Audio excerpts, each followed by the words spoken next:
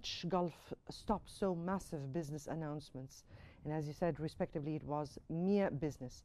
Now, with Boeing and Raytheon among beneficiaries, is there concern that Trump's foreign policy decisions are being shaped by corporate interests rather than strategic national priorities? Yeah, you can argue that. By the way, I do want to say that I thought Peter Roth's comments on Syria were particularly good and expressed very, very well why it's important that Trump had lifted the sanctions. The fact is that the business deals between these countries, sure, they benefit the businesses, but they also benefit the people who make these businesses work. This is about workers. This is about economic growth in the United States from the orders we get from Saudi Arabia, particularly in the area of defense. It's also about what we're going to provide to Saudi Arabia and the UAE and Qatar.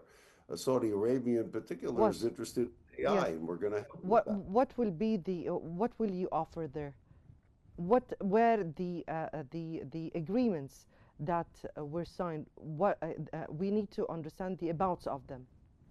Yeah, well, first of all, the details of the agreements are still being worked out. The broad outline of the agreement involves helping Saudi Arabia diversify from its dependence on oil. Saudi Arabia is particularly interested in developing its AI capability. The United States is the leader in AI in terms of chips and knowledge. China's catching up, but the U.S. is still the leader. And Trump basically said, we'll help you do this in a peaceful way. So this, combined with a potential deal in Iran, really changes the picture of the Middle East dramatically.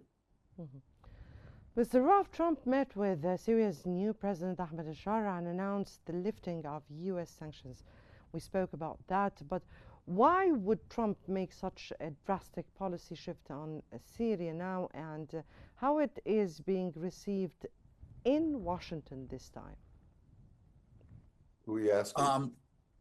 I think that question is to me, and I will say that the primary focus, much to my embarrassment as an American journalist on the president's trip, has been on the coverage of the offer of the airplane by the Qataris to the U.S. government. They're really not talking much about successful trade deals, the business agreements that President Trump is negotiating that are good both for the United States and for the Middle East as in individual states, and to boost it as a regional economic bloc in the global marketplace. That reflects the anti-Trump bias in the American elite media, in the authority media, the people that try to set the agenda for what America consumes in terms of news and information. And that's not the model for the rest of the world, and it's unfortunate that people are not hearing more about the AI. Can you tell us more about? I'm sorry? Can you tell us more about the agreements that were signed and the big deals? Well, let's take for example the agreement by the Qataris to buy 161 jets from Boeing. That's going to put Americans to work in Seattle and South Carolina, where Boeing has major manufacturing facilities. It's going to mean jobs in American shipping. It's going to mean jobs in American electronics, in rubber, in chip development, in jobs for electricians and welders, and anyone that's involved in putting together the things that go into very complex machinery like jet airplanes. And why should that be a win-win for Qatar then? If it's going to serve all those interests in the United States. It's a win for Qatar because they get 161 quality airplanes. And they probably get them at less of a price than they'd have to pay if they bought them from Airbus, if they bought them from the European consortium. So they get a quality product, and we put a lot of Americans to work, and there's a tremendous capital investment by the Qataris in the United States. I call that a win-win. We get jobs and economic growth, and they get a quality product. Returning to Syria, how do they grasp that in Washington? Again, they're still processing it because the American people don't really know much about the new Syrian president or the kind of government that he is trying to lead in place of one of the most despotic regimes on the planet. We are all better off that the Assad family is no longer in charge in Syria. We hope that the new regime will be better.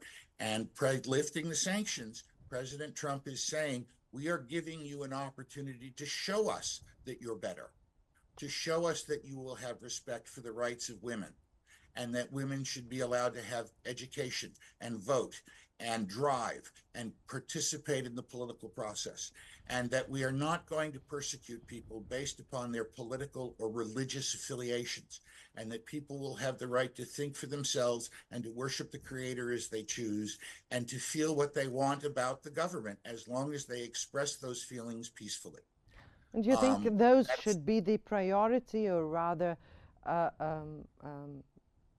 ending any sectarian conflicts and being able to unite in Syria would be much proper priority for the Syrians now? I would imagine that should be a priority for any government, right, to have their citizens living side by side in peace and prosperity, working together to build one great nation. Right. Mr. Tanous, the Gulf Tour was framed as a business-first mission. Does this mark a new trend in U.S. diplomacy where trade and investment deals take precedence over traditional strategic alliances? Yeah, Mona, you can argue that they took precedence, but the fact is that the business deals, as Peter just explained, benefit all the countries. So it's a perfectly worthy thing for the leader of the United States to do. The other aspect is that doing these business deals and making political arrangements are not mutually exclusive. And this trip proved it. This has been an extraordinarily successful trip for the reasons we've been talking about for the last half hour. And Trump deserves a lot of credit for it. But we're speaking here about energy and defense contracts that has dominated the tour. So what do you have on that?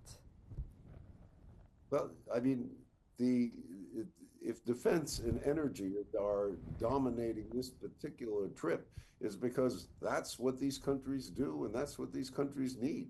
If he goes to Europe and to other areas and makes deals, there'll be deals that work in those particular areas. But it's not surprising that defense and energy are involved in this particular trip to the Middle East. Yes, but the focus here, sir, was on the arms energy exports to the Gulf as pillars of foreign trade policy.